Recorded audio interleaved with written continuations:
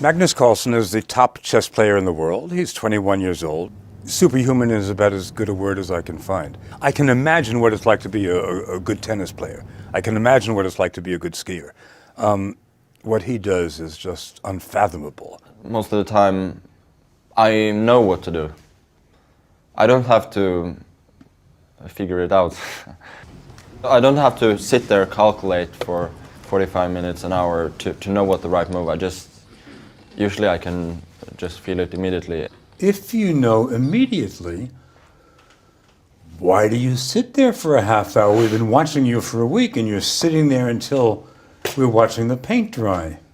Well, because I have to, verify my opinion, see that I haven't missed anything.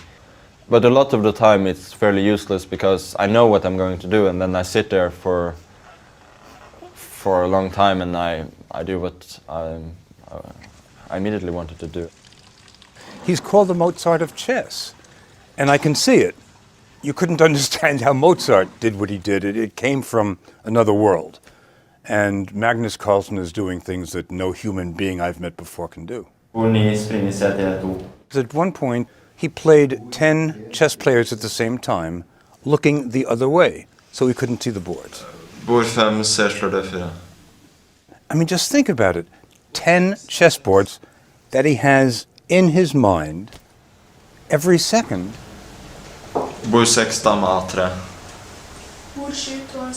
Doesn't lose track of what's happening on the boards and what he needs to do next. Can you explain what was going on in your head? Really, I was just focusing on trying to remember the positions. And from time to time I had to think a little bit to come up with a good move as well. Even he admits that it's not easy. I would wonder where a certain piece is, and so I had to, replay the game in my head from the very beginning. How long did it take you to do that? I don't know, just half a minute or something. It would be interesting to try like 20 people sometime. Have you ever done that? No, 10 is the most I've done. But you'd like to try more? It would be fun. I really liked him. There's not a false bone in his mind or in his body.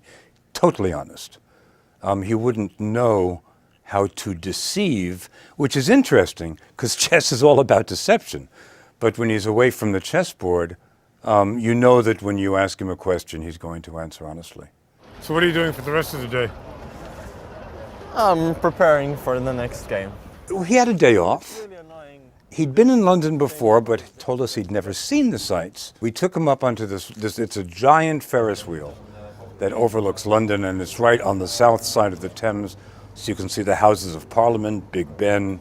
We were up in the London Eye for, I guess, 45 minutes or so. He didn't look out the window. He wasn't interested. Do you ever stop thinking about chess? Sometimes, but right now I was actually thinking about chess.